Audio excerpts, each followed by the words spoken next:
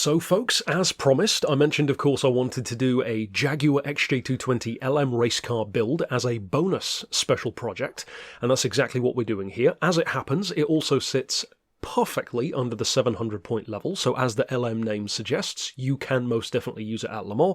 I haven't personally tested it at the 700 point cash cow event because this is more so just a circuit build in general, but you could definitely give it a try there as well if you wanted to. Of course, we'll jump out on a track in a second to show you what it can do.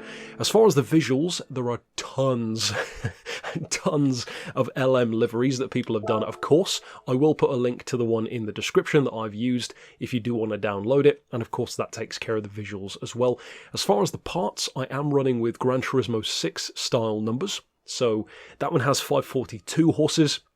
This one's a little bit higher at 544, and 1180 kilos is the name of the game, so pretty damn close to what it is, and funny how that perfectly lines up with the 700 point level as well. So as far as the stuff to fit and not to fit, you don't really need to do too much. The stage 1 weight, the power restrictor, ballast as well. We've got on semi-racing stuff the fully customised diff, stage 3 weight reduction also. For club sports, I should say the stage 2 if I didn't already mention that.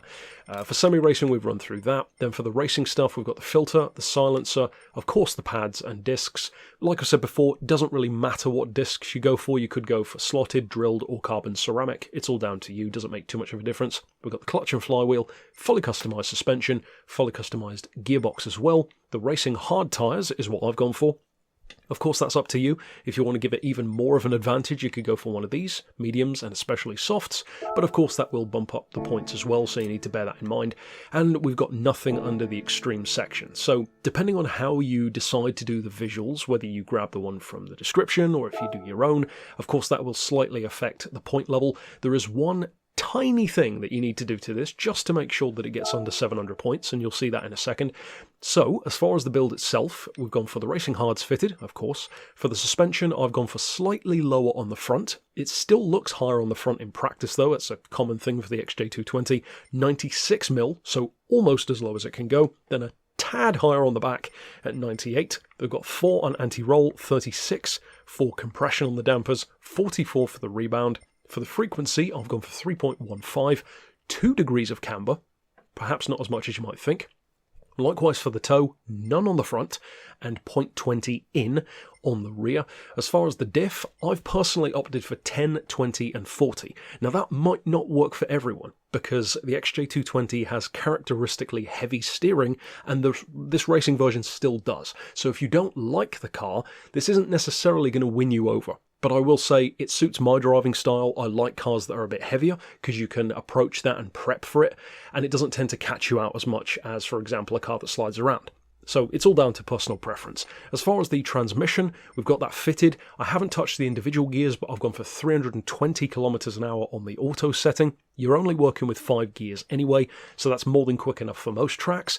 You may even want to take it a little bit lower if you need closer gearing, top end. But like I said, it is more so inclined toward open circuits like Le Mans, so I've gone for kind of a midway point at 320 kilometers an hour. Then as far as the ballast, you want to fit 110 kilos of that. I've put it all the way to the front to improve the distribution to, well, a 47.53 as you can see, so still quite a bit more over the back. Then as far as the power restrictor, that is down to 99%. You could bump it up to, 550 horses if you want to, but I've opted to try at least to make it closer to the race car specs.